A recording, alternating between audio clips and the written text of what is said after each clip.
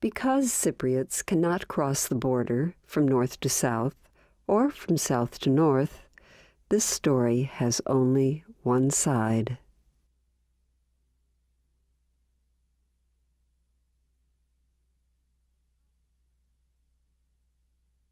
How is life in the Turkish-occupied north? Well, for the Turkish Cypriots, it's not good. It hasn't progressed very much in 30 years. In fact, it's quite primitive. For the wealthier Turkish Cypriots, of which there are a few, mostly for the Turks, there is great wealth and much corruption. And the people themselves are under that kind of oppression. And it isn't until you go there that you realize that you are living in a police state.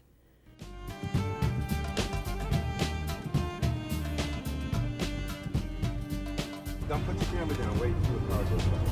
Okay. Is it? Okay, slow, slow, slow. You can't read it from here. Of course you can. I can see. Well, I can see it, but I can't read it. Zoom in on it. I am.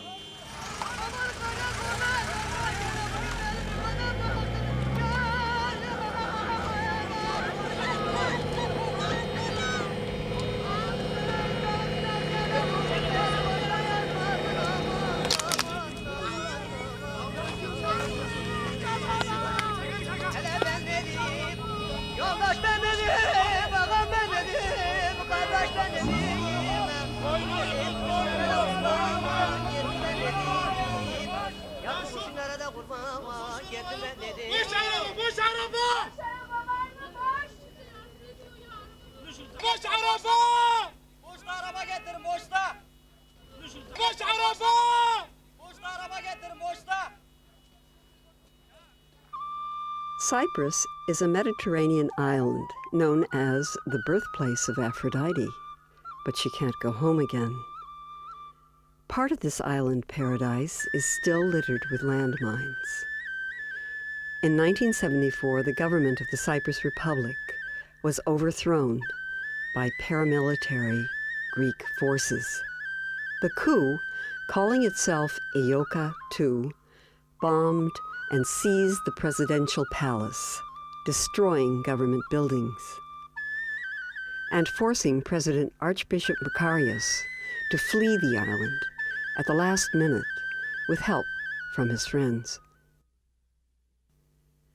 Overnight, Turkey took advantage of civil war to invade Cyprus using state-of-the-art weaponry.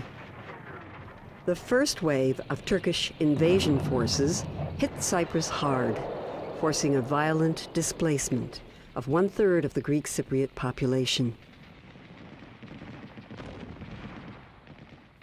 After a second round of attacks, Turks drove the Greek Cypriot refugees south and brought all Turkish Cypriots from the south to the north. The Turks seized Greek Cypriot properties and created an outlaw regime. They called the regime the Turkish Republic of Northern Cyprus. When the dust settled, Turkish Cypriots were forever cut off from South Cyprus, as well as from the rest of the world.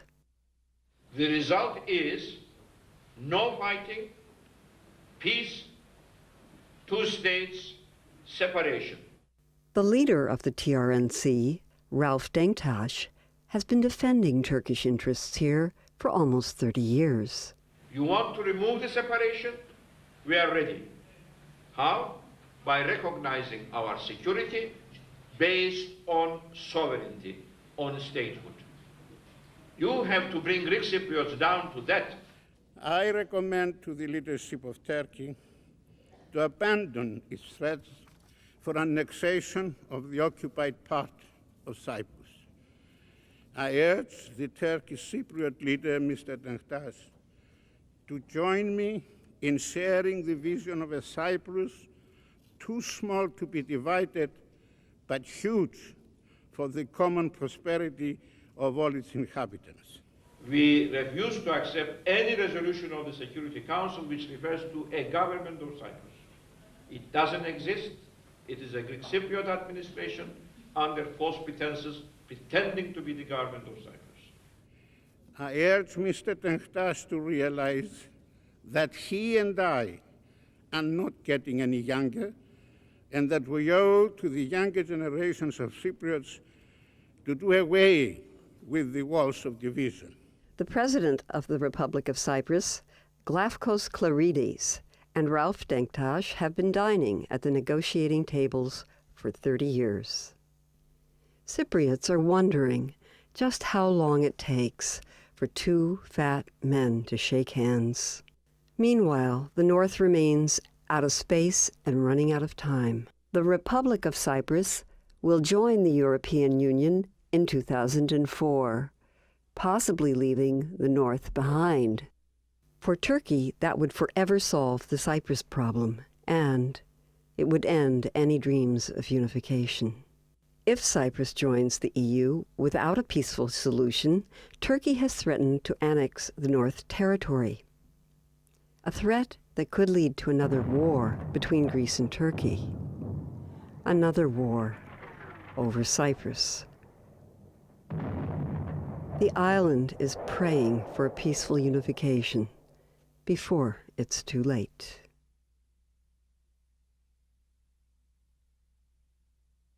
We have a problem. We don't seem to look at the collective memories of both sides. The collective memory of the Cypriot Greek side is entirely different than that of the collective memory of the Turkish Cypriots.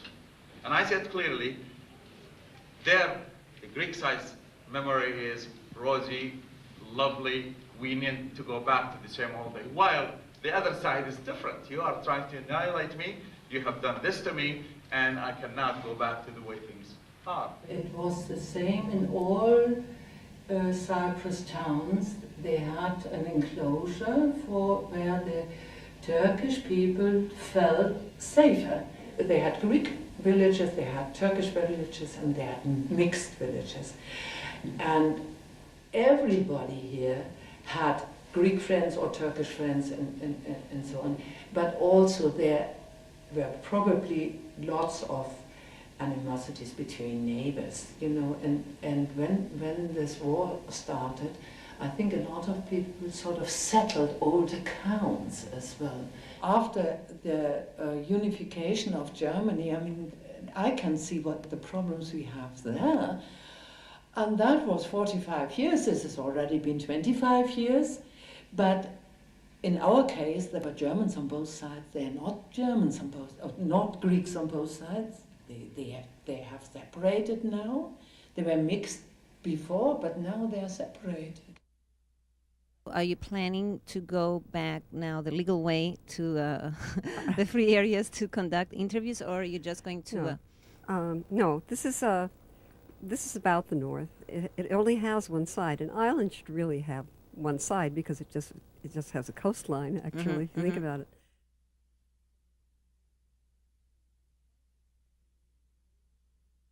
Cyprus remains an island divided between Greek Orthodox and Islamic territories. In the UN-patrolled dead zone, razor wire divides the island. Rusty gun ports, abandoned houses, and dead cars are reminders of old borders. Closed borders and closed minds. This is what I was expecting, was some island paradise. Cyprus, you hear Cyprus, and of course partly what I was thinking about was the southern part. The situation here is like a garrison state. You feel like if you walk too far in one direction or another, you might be inadvertently shot. 35,000 Turkish troops occupy the north. Since 1964, UN peacekeeping forces have protected Greeks and Turks from one another. But today's change of guard changes nothing but faces. This is a nice one for North Cyprus. It says, Slovaks take over as Austrians quit Mauza. We are Austrian journalists. Okay. And we came over. After 24 years, the Austrians are out, so there goes my chance of finding out about the Natashas. I don't speak Slovak. Austrian troops Yes. are part of here, UN. Yes. And they leave now. We now have the Slovaks in Camp Duke Leopold V. Who are they anyway? They're Slovs. I don't know. Who comes to fill their place in the UN? It's taken by Slovenia. No, Slovakia. Slovak. No, it's not you. I'm sorry, you're Hungary. I'm sorry. UN. Meanwhile, peace talks get nowhere.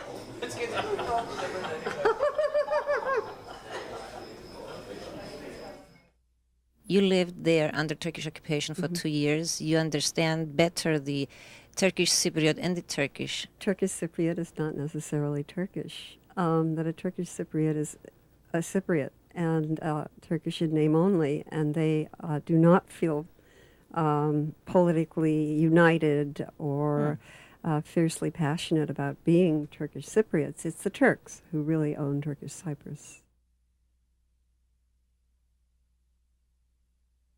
What do you like about this place? Well, the lack of pollution and dramatic scenery. I guess the quiet, but the quiet is actually a vector of the terrible economy. It's quiet because there are few people, there's no industry. There's no industry because there isn't enough water or enough electricity. There isn't enough electricity or water because of the political situation and the isolation of the country.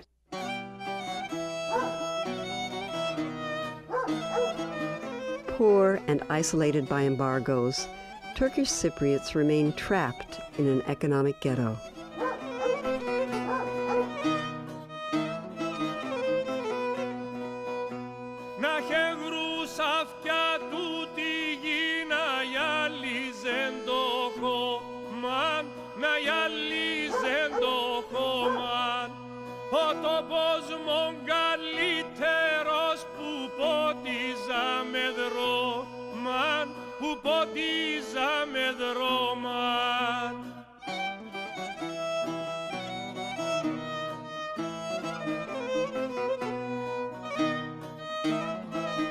We're going to the Antalyalılar. And Antalyalılar means people who are from Antalya, mainly. Where's that? Antalya is in Turkey, South Turkey. South Turkey. Agriculture is dominated by Anatolian immigrants imported from Turkey to vote for Denktaş. Thousands of acres of crops go to rot.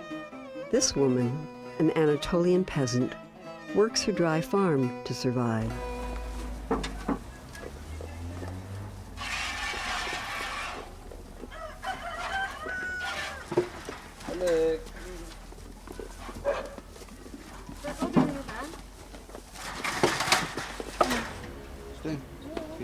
Dişim ağrıyor be. Al. Sen niye? Yemem mi? Benim de dişim ağrıyor.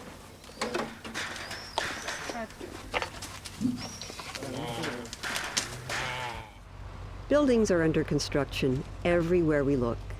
The families who own the banks also own the construction companies.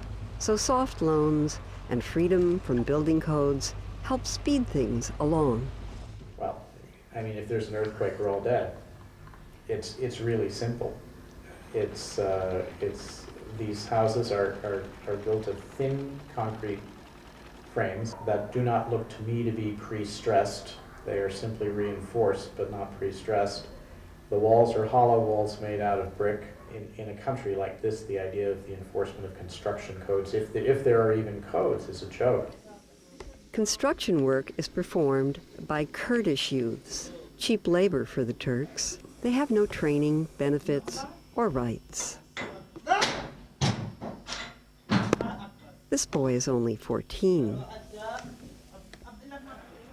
These men work 10 hours, 7 days a week, for Turkish contractors at 70 cents per hour. Turkish construction companies are erecting big university campuses in the north. These, in turn, attract waves of students escaping Turkish military service or marriage just to party on North Cyprus.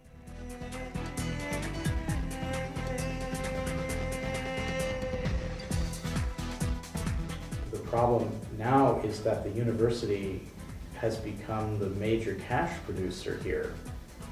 There's no industry, agriculture has been a failure, tourism has been a failure. The only way the government's making money is by running these universities. We have 14,000 students. There are maybe a couple of thousand more at the universities elsewhere in the north. Let's say there are 20,000 students enrolled in universities here. That means 1 in every 10 people in this part of the island is a university student. Students are the cash crop now, and they're locked into this because it's the only way they're making money outside of the casinos and the sex business. Cheating is not cheating, it's just a labor-saving device. And this is what you can expect in a society of peasants. Here, D is a passing grade, and you can repeat courses again and again as often as you like. Education, vacations for anyone with a cell phone. With your jet phone and hormones, you're never alone. No studying allowed, we promise.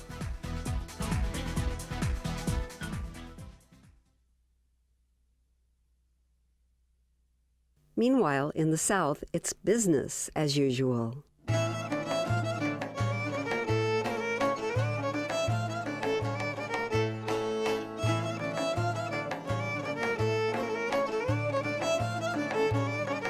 Cyprus has developed into an important shipping center, ranking 6th in terms of tonnage in merchant shipping. It also has attracted related services such as insurance brokers, ship valuators, and adjusters.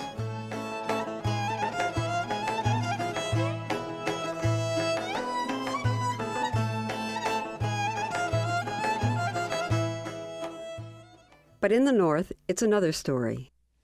I work for many internationally known shipping companies. Panama Bureau Shipping, Makina Shipping, this everything. It was like earning a lot of money, you know? And take a look at me now. I'm being unemployed. I go back to the port. I'm looking for a job in the port. Everybody knows me. And everyone is complaining that they are not earning enough for their daily bread. There is no ships, very few ships are coming in. They're bringing Turkish food, such as tomato ketchups, Turkish mayonnaise, Turkish macaroni, and iron for the buildings and the building stuff. If I had the opportunity of going to the other side, believe me, I was going to find work within 1 hour time. Limassol or in the Larnaca port. Immediately I was going to find myself a work.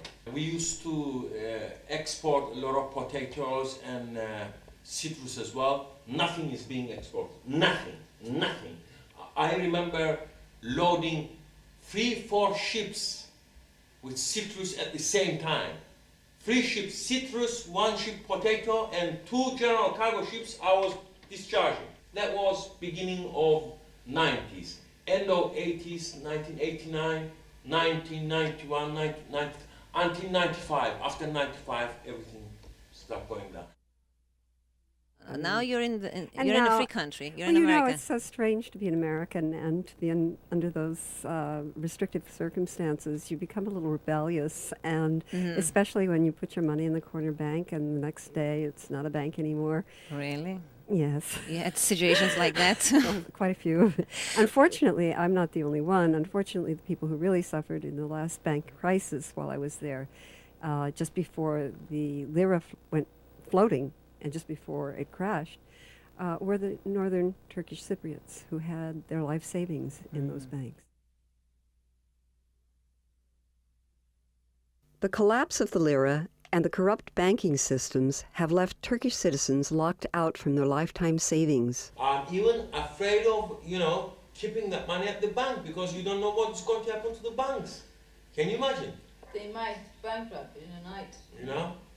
Well, basically anyone who wants to start a bank can rent a shop front and get a sign and start a bank, and the closer you are related to the people in power, the easier this is, which you can see very easily when you read the papers about all the fugitive bankers from all the failed banks. They all turn out to be a cousin of the wife of the brother of someone married to Denktaş's son.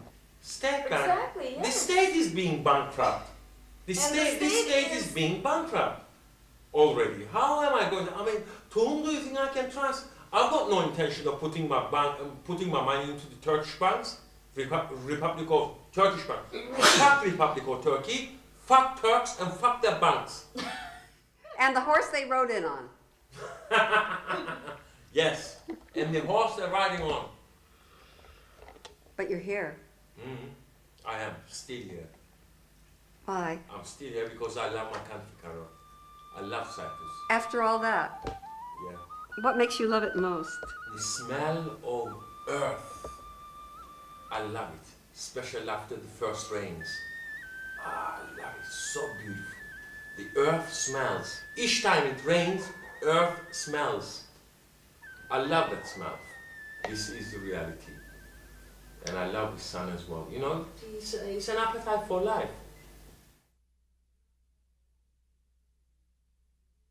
Now, did you interview Turkish Cypriots? Yes, I did. And the main interviewee, Fatosh, is a very beautiful Northern Cypriot woman who originally came from Paphos, and her family had a big beautiful citrus farm. They tried, since Atatürk's time, they have this longing to be the part of West.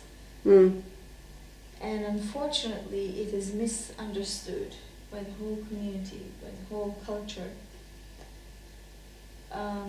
For example, the women think that if they would wear the Western costumes and put a lot of makeup on and make their hair, so that's what Westernization means for them. They don't think to read books, to travel all around the world, question things.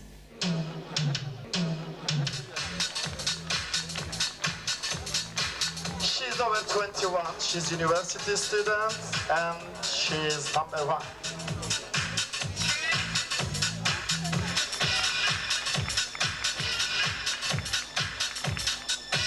Çok teşekkürler ediyoruz. Altın beşi taşıyan 1, 4, 10, 11, 12 numaralı 5 güzel genç kıza duyamadığım kadar alkışlarla. Teşekkürler. They do not educate their kids with our own cultural identity. There always is an inferiority. Each time Denktaş talks, he says, there has not been, there is not, and there will not be a Cypriot identity. Did you let that identity happen? Did you let that identity to establish in Cyprus? He didn't. Do you recall while you were there when they burned down the Turkish Cypriot newspaper Avrupa? I came right after that happened. A couple of months ago, they did. They did what? They burned the offset. Yeah, They burned they the did. publishing house of this newspaper. Yeah. Yeah. It's very sad, isn't it? It's hard to believe that the people's voice is still not heard. People of North Cyprus have wanted peace. They want to just be Cypriots. Unfortunately, our intellectuals were either killed by Denktaş or Denktaşists, and still they're amongst us. And still they are spying on us. Of course they are. That's what he means, the tyranny over the mind. And it is correct. If today I stand up and say, I am against Denktaş and his regime, and this is my plan for our future. You're finished. The next day, You'll be taken by the... Well, it sounds like a KGB thing. Yeah, of course, it's called MIT, it is equivalent to KGB. The earth has But an ear. all, This is all what they this said, stuff you is know. done so silently, you know, so silently. And because the community knows what's going to happen, they don't open their mouths and tell what's going to happen. Because if they open their mouths, the same thing will happen to them, and they don't have the guns to fight against them, you know. And the guns is not the physical guns. It's the intellectual guns that they can use. Unfortunately, we have lost all our intellectuals. They have either left the immigrated country. or, yeah. Yes, they have left the country, and they have left in such a way that they will not be back forever.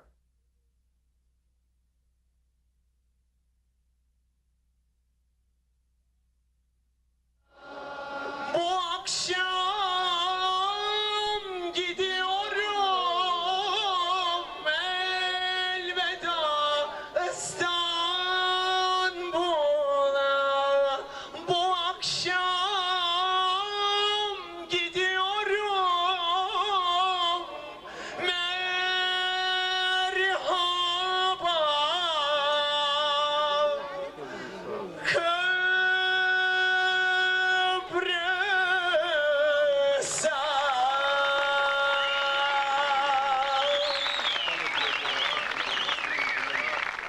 I have to admit I had no experience of Middle Eastern cultures, and though they do not like to think of themselves this way, this is a Middle Eastern society at heart. It's because the Ottomans were semi-Arabs. They were highly, deeply, profoundly influenced by the Arabs. Look at the language, look at the written words, look at the architecture, look at the mentality even now today of those people in Turkey. It's so much Arab. Cypriots didn't want this mosque there because it would have disturbed them. They don't want to see a mosque. They're not agreed to see any mosques. But there's so many going up. Well, this is Demirtaş's plan. Why?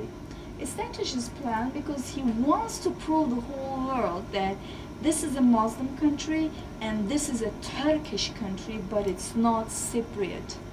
Would you elect to be covered even if you weren't Islamic? No, I wouldn't. No, please don't. After this evening, Fatosh was captured and detained by military police. She was raped.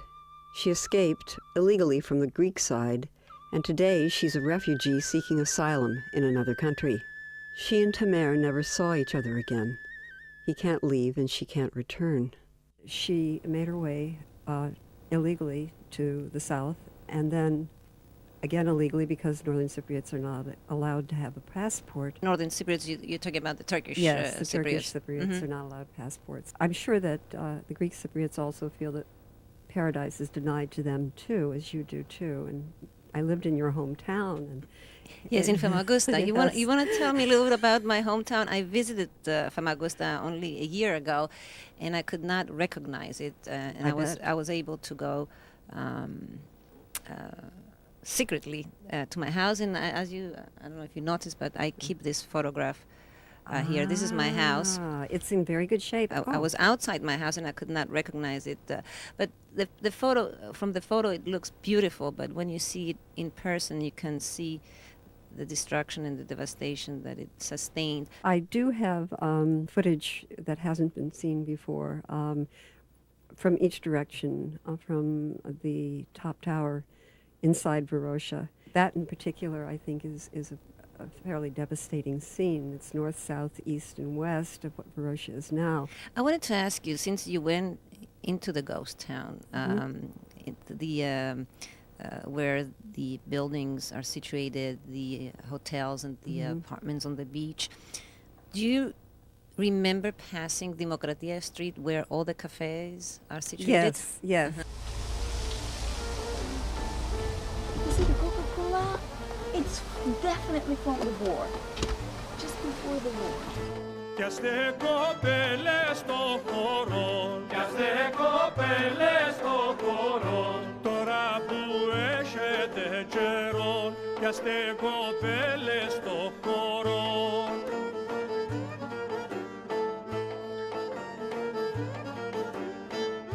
Για τα αύριον παντρεύγεστε, για τα αύριον παντρεύγεστε, και να νοικοκυρεύγεστε, για τα αύριον παντρεύγεστε.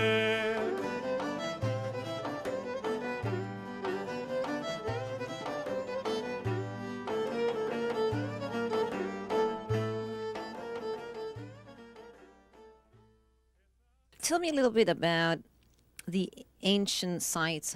Have you been able Yes. to visit any of the ancient Yes. sites, and which ancient Well, sites? Salamis in particular, of course, I was very near there, and I went there quite often, and it's just beautiful. Many of the ancient churches have been boarded up, but the ruins, which are in some cases falling into the sea, are still there.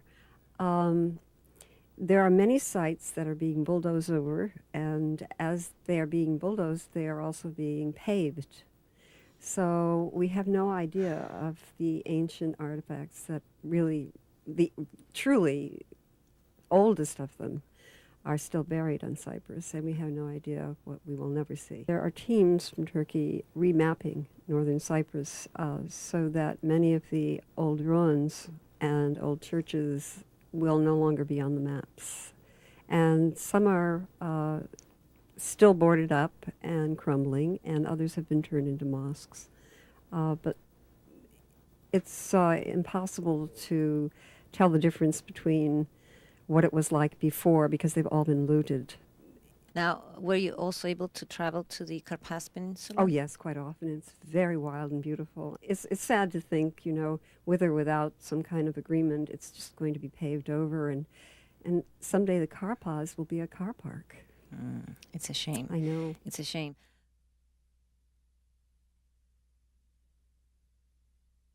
These are the last resorts. On the north coast stands the notorious Jasmine Court, the casino hotel built by the international swindler Azil Nadir. Because Islam forbids gambling, Turkish Muslims still flock to the North Cyprus casinos. The Jasmine Court is located on one of Cyprus's most beautiful coasts, by the port of Kyrenia. Today, it is owned by the Turks, and the Greeks want it back.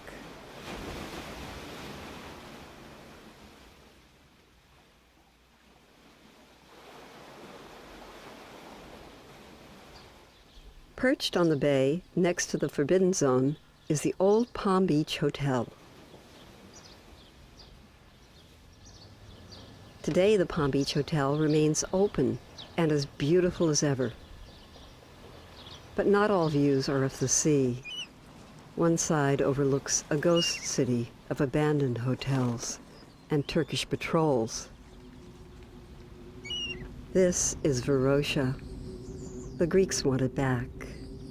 Celebrities and jet-setters all had their beachside villas here in Varosha. Sophia Loren, Aristotle Onassis, Brigitte Bardot, all their broken holiday homes, now occupied by seagulls. The water is clean now. The turtles come at night to the beach to lay their eggs.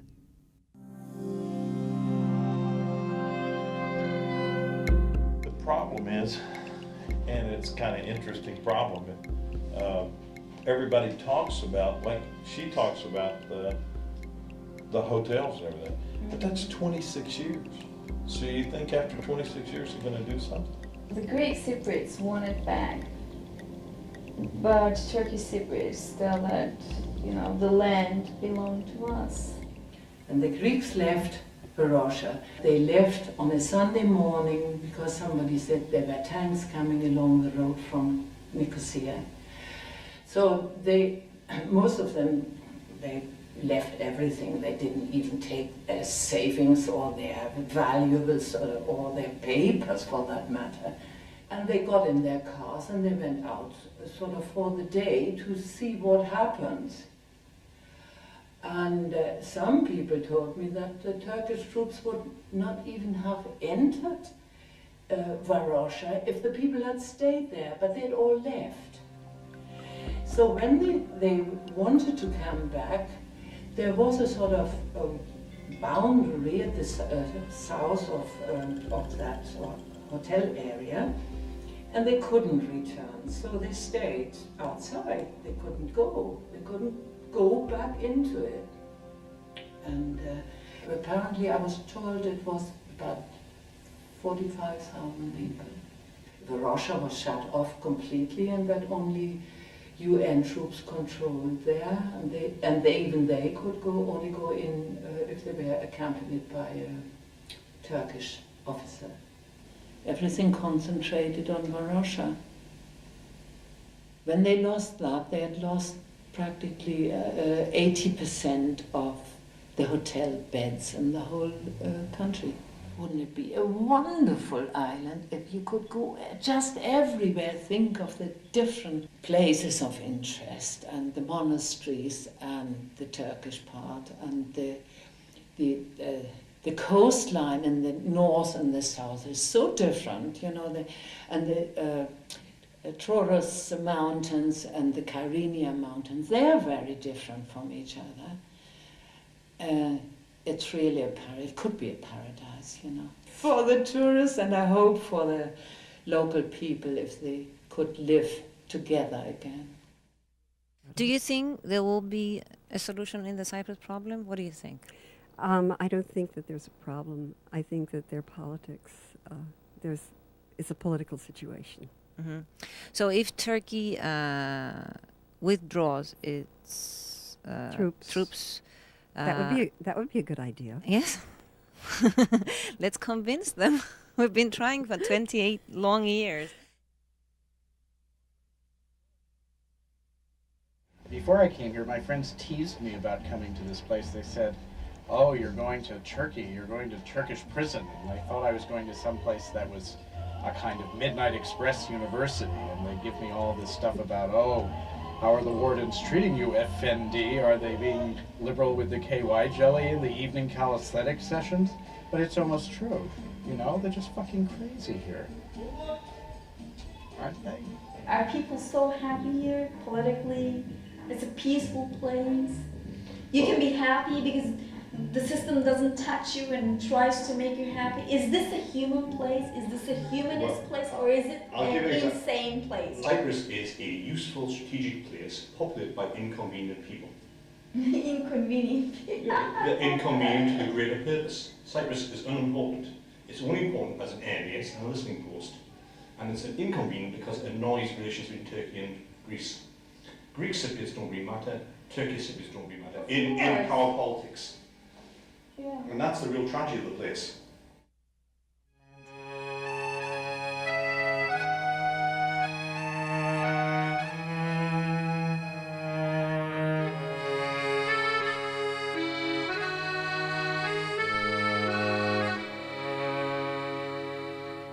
Λένε πως ο άνθρωπος πρέπει την πατρίδα να αγαπά. Λένε πως ο άνθρωπος πρέπει την πατρίδα να αγαπά. Έτσι λέει κι ο πατέρας μου συχνά. Έτσι λέει κι ο πατέρας μου συχνά. Η δική μου η πατρίδα έχει μοιραστεί στα δυο. Η δική μου η πατρίδα έχει μοιραστεί στα δυο. Ποιο από τα δυο κομμάτια πρέπει να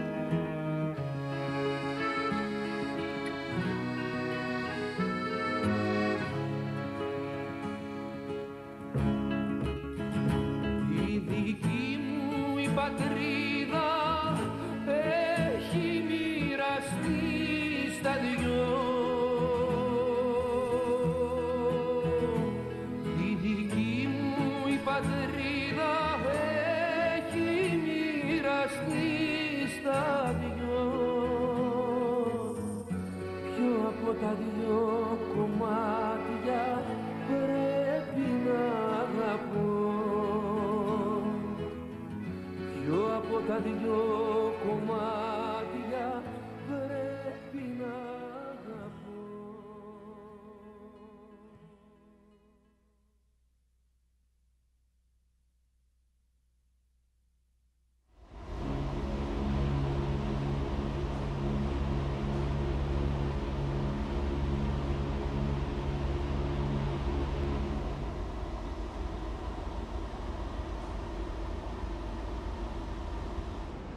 I'm in Stockholm, in Sweden.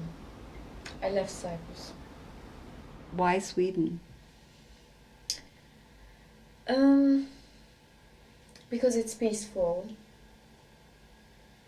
Imagine, these people did not fight for 200 years, 2 centuries of cultural peace. I am appreciated. I teach English, I teach literature, I teach poetry, and I am appreciated. Both my school and my students appreciate me. Here they want you to function as a human being, they want you to produce, they want you to create, and the demand is so high, so you have to work and work and work and try to be creative. Be as creative as you can and find ways to be more and more creative, more and more productive, and function. Beyond maybe sometimes your capacity, your potentials. You have to be someone. What about Tamer? I don't know. I really don't know. Painful. Do you think he'll come? No. I don't think so. And at the moment it's so difficult for him to get out because they took his passports and everything. So he can't travel anywhere. When I left,